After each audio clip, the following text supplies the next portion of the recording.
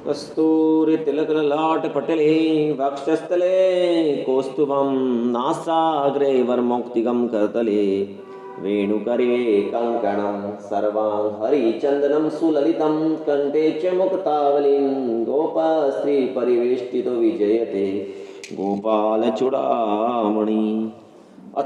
आषाढ़ मास के कृष्ण पक्ष की एकादशी का महत्व।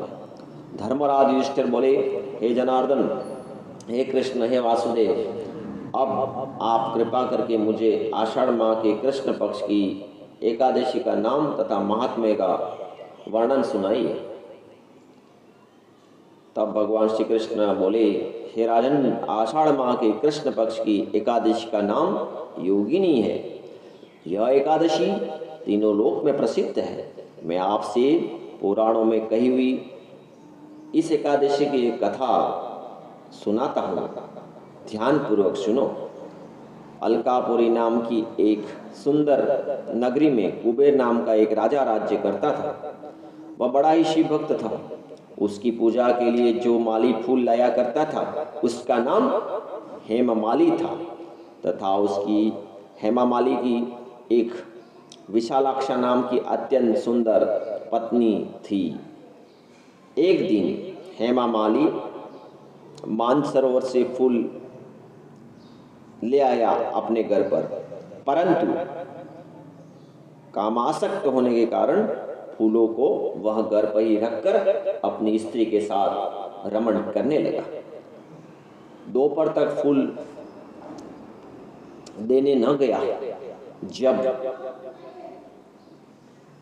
राजा कुबेर को समय पर पुष्प भगवान शिव की पूजा के लिए प्राप्त नहीं हुए और कुबेर राह देखते देखते दोपहर हो गई, तब राजा कुबेर ने अपने सेवकों से कहा कि हेमामाली का पता लगाओ कि अभी तक वह फूल लेके मेरे पास क्यों नहीं आया है। सेवकों ने उसका पता लगाकर कहा, हे राजन, वह माली अपनी स्त्री के साथ घर पर ही बैठा है। कुबेर ने तुरंत हेमामाली को बुलाने की आज्ञा दी। हेमामाली राजा कुबेर के सम्मुख डर से कंपाता हुआ उपस्थित हुआ और प्रणाम किया। राजा ने कहा, हे पापी, पूजा में विघ्न डालकर तूने मेरे पूजनीय ईश्वरों के ईश्वर भगवान शिव जी का अनादर किया है। इससे मैं तुम्हें श्राप देता हूँ कि तुम अपनी स्त्री का वियोग भोगोगे और मृत्युलोक में जाकर के कोढ़ी रोग से ग्रस्त होगे। जब कुबेर के शाप के प्रभाव से वह स्वर्ग से पतित होकर पृथ्वी पर पहुंचकर कोढ़ी रोगी हो गया, उसकी स्त्री भी उसे छोड़कर चली गई। मृत्युलोक में आकर वह महान दुख भोगने लगा, किंतु शिव जी की भक्ति के कारण हेमामाली अपनी बुद्धि मलिन नहीं हुई थी। वह तपोस्थली हिमालय में पहुंचा और वहां भेंट उसकी मार्कंडेय ऋषि से होती है। मार्कंडेय ऋषि बोलते हैं कि तूने कौन से कर्म किए जिससे तू कोढ़ीग्रस्त हुआ है और महान दुख भोग रहा है।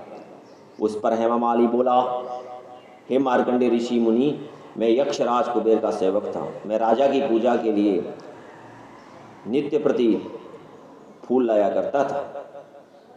एक दिन अपनी स्त्री के साथ विहार करते करते फूल पहुंचाने में देर हो गई और दोपहर तक फूल राजा कुबेर के पास नहीं पहुंच पाए, तो राजा कुबेर ने मुझे श्राप दिया है, जिसके कारण मैं कोढ़ी रोगग्रस्त हुआ पृथ्वी पर भ्रमण कर रहा हूं। हे मार्कंडेय ऋषि, आप कोई ऐसा उपाय बताइए जिससे मेरी मुक्ति हो जाए, मुझे इस कोढ़ग्रस्त से शरीर से मुक्ति मिल जाए। इस पर मार्कंडेय ऋषि बोले, हे भाई, तूने मेरे सम्मुख सत्य वचन कहे हैं, इसलिए मैं तेरे उद्धार के लिए एक व्रत बताता हूँ। यदि तू आषाढ़ माह के कृष्ण पक्ष की योगिन नामक एकादशी का विधि पूर्वक व्रत करेगा तो तेरा श्राप और समस्त पाप मिट जाएगा। हेमा मालिनी ने प्रसन्न होकर मुनि के वचनों के अनुसार योगिनी एकादशी का विधि पूर्वक व्रत किया। इसके प्रभाव से वह फिर अपने पुराने रूप में आ गया और अपनी स्त्री के साथ सुखपूर्वक रहने लगा।